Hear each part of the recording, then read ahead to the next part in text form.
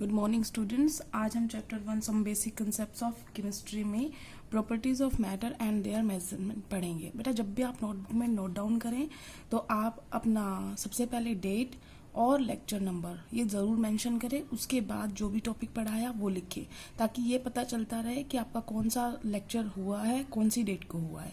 ठीक है, आज हम शुरू कर रहे हैं प्रॉपर्टीज ऑफ मैटर। तो सबसे पहले बात तो कि प्रॉपर्टीज क्या होती हैं। तो जैसे फिजिकल प्रॉपर्टी की बात करते हैं या केमिकल प्रॉपर्टी की बात करते हैं तो किसी भी सब्सटेंस की कोई भी प्रॉपर्टी हो सकती है। तो फिजिकल प्रॉपर्टी होती है जैसे वॉल्यूम, डेंसिटी, मेल्टिंग पॉइंट, मास। तो ये क्या होती है, ये अगर मान लो मैंने ये सब्सटेंस लिया, फॉर एग्जांपल दिस इज, मान लो कोई भी सब्सटेंस है, मान लो ये कोई मेटल है या कोई या ये यही मान लो ये भी एक मैटर ही है, ये मैटर है और मैंने इसका मान लिया कुछ मास है, लेट इट बी 1 ग्राम। तो अब अगर मैं इसका मतलब मैं इसको अगर चेंज नहीं करती, इसकी कोई कंपोजिशन चेंज नहीं करती, तो इसका जो फिजिकल प्रॉपर्टी रहेगी वो मैं ऑब्जर्व कर सकती हूँ, है ना।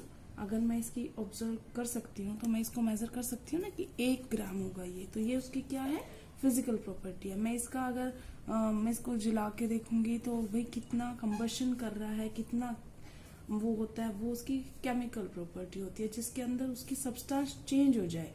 देखो फिजिकल प्रॉपर्टी क्या थी, क्या इस सब्सटेंस का मेरे को मास मेजर करने के लिए क्या इसकी स्टेट को चेंज करना था, नहीं करना था। लेकिन अगर मुझे कुछ और पता करना है, जैसे इसकी केमिकल प्रॉपर्टीज पता करनी है, तो केमिकल चेंज क्या होता है, किसी भी सब्सटेंस के अंदर क्या हो गया, बदल गया, किस चीज में क्या चीज बन गई। तो इसका मतलब मान लो मैं इसको जला रही हूँ तो इसके अंदर मान लो कोई भी चीज है वो किस में कन्वर्ट हुई, कार्बन था तो CO2 में बदल गया। तो ये सब जो होता है वो केमिकल प्रॉपर्टीज के अंदर स्टडी होता है। तो मोस्ट ऑफ द टाइम हम जो फिजिकल प्रॉपर्टी की यहाँ बात कर रहे हैं, तो फिजिकल प्रॉपर्टी क्या होती है, जो हम ज्यादातर पढ़ते हैं वो हम फिजिकल प्रॉपर्टीज ही पढ़ते हैं। जैसे मास है, वॉल्यूम है, डेंसिटी है, मेल्टिंग पॉइंट है, बॉइलिंग पॉइंट है, ये सब क्या है, फिजिकल प्रॉपर्टीज है। ठीक है, कंबशन है वो किसी की केमिकल प्रॉपर्टी को बताएगा कि कितनी हीट ऑफ कंबशन लगी इसे, ठीक है ना, वो डिफरेंस हो गया। अब बात करते हैं कि हम इन फिजिकल क्वांटिटी को कैसे मेजर करते हैं। फॉर एग्जांपल जैसे मैंने अभी बोला कि इस मास कितना है इसका, 2 ग्राम, ये बोला था ना मैंने। तो ये एक क्या है, ये एक मेजरमेंट का तरीका हो गया, क्योंकि हमारा नाम से ही पता चल रहा है ना टॉपिक का, मेजरमेंट। तो मेजरमेंट क्या है कि हमने ये बताया कि फिजिकल क्वांटिटी है वो तो हमने मास लिए है और उसका कितना नंबर कितना है, 2 है वो, और पीछे उसकी यूनिट लिखी है। अगर यूनिट नहीं लिखी तो हम बिल्कुल नहीं कह सकते कि ये क्या है। फॉर एग्जाम्पल अगर मैंने आपको सिर्फ ये बोला होता कि ये 2 ब्लैंक है तो क्या आप बता देते कि 2 किलोग्राम है कि 2 ग्राम है, नहीं बता सकते थे ना।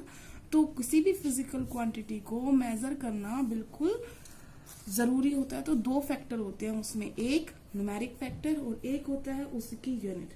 ठीक है, तो कोई भी फिजिकल क्वांटिटी होती है 2 चीजों से बनेगी, एक नंबर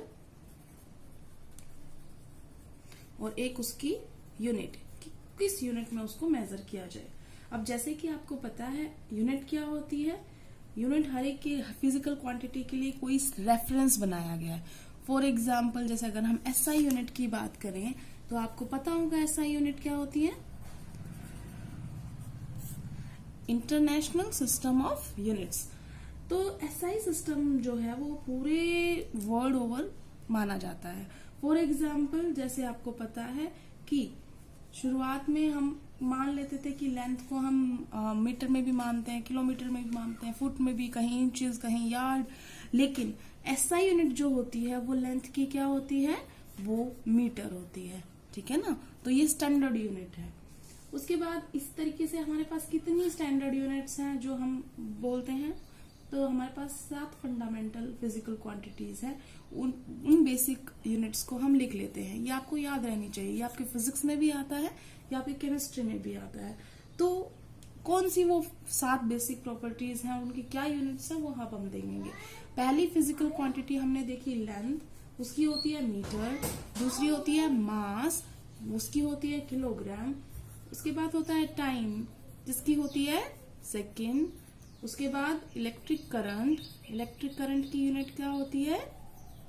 इलेक्ट्रिक करंट की होती है बेटा एम्पियर, जिसको हम ए से डिनोट करते हैं। चलो मैं लिख देती हूँ पहले, एम्पियर ए से, सेकंड एस से, किलोग्राम केजी से, ये मैंने पूरा लिखा नहीं, और इसको लेंथ को मीटर से करते हैं तो हम इसको लिखते हैं स्मॉल एम, और किलोग्राम का तो बता ही दिया था केजी। अब इसके बाद आते हैं हम थर्मोडायनामिक टेम्परेचर जो होता है उसको हम, वैसे तो 3 स्केल हैं, केल्विन स्केल, सेल्सियस स्केल और फारेनहाइट स्केल, लेकिन जो माना जाता है एसआई के अंदर वो होता है केल्विन। ठीक है, तो केल्विन उसकी यूनिट है, इसको डिनोट करते हैं हम के से। उसके बाद देखो हमारी 1 हो चुकी, 2 3 4 5 6 और ये 7। 6 होता है हमारा अमाउंट ऑफ द सब्सटेंस, कोई सब्सटेंस कितने अमाउंट का है तो हम उसको मोल में लेते हैं और हम लिखते हैं पीछे मोल, बस ई हटाए और कुछ नहीं है। अभी आपकी आएगा मोल कंसेप्ट, वैसे आप 9th में भी पढ़ चुके हैं इस बात को। उसके बाद 7th में आते हैं हम ल्यूमिनेस इंटेंसिटी। ये हमारी लास्ट फंडामेंटल यूनिट है।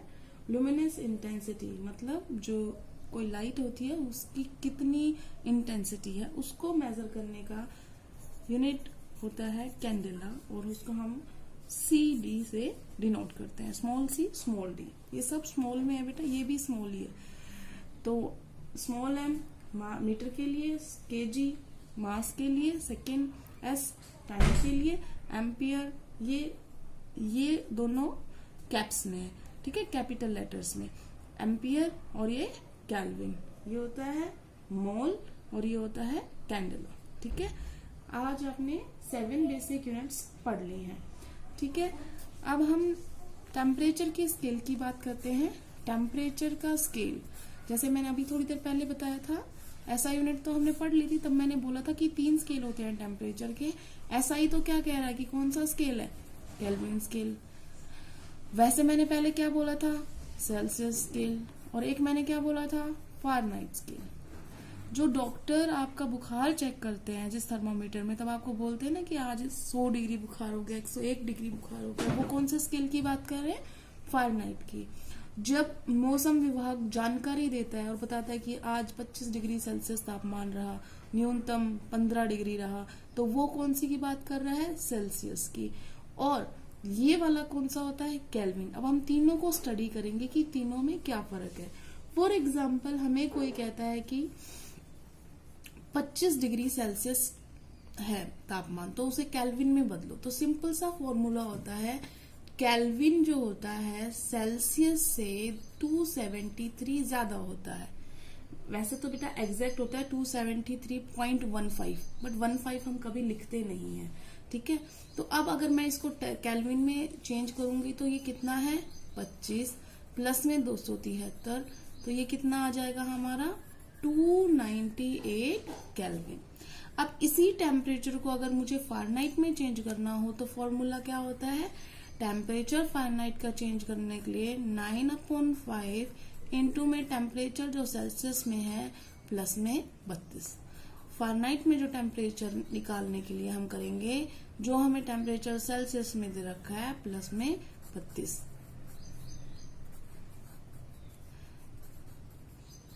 तो ये आ गया हमारा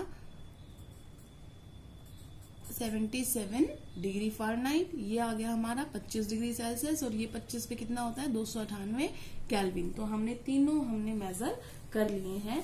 तो टेम्परेचर की ये स्केल्स होती हैं। आई थिंक ये आपको समझ में आ गया होगा।